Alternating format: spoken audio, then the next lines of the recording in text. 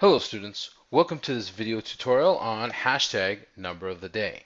In this video tutorial, we're going to focus on this section, prime factorization, or what is also known as factor trees.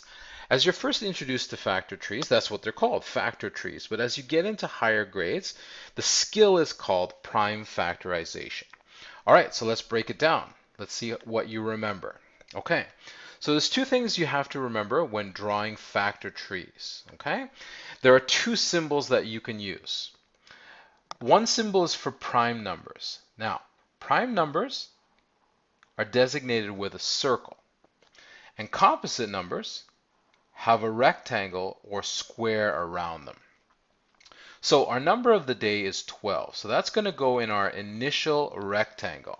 Now every question you get is going to be a composite number, or else there will be no point in drawing a factor tree.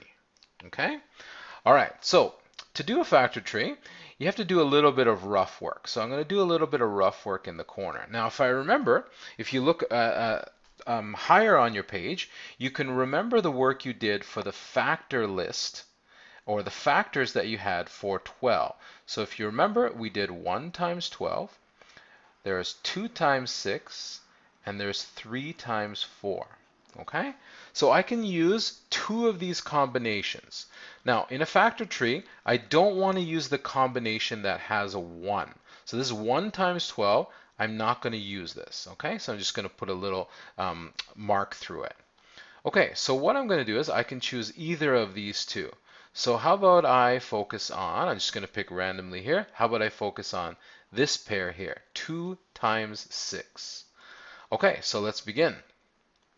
So 12 can be broken down into two numbers, 3, oh sorry, I was going to go with 2 and 6. I apologize for that. So I've got 2 and 6. Okay, so is 2 a prime number? Well, 2 can only be divisible by 1 and itself. So yes, 2 is a prime number.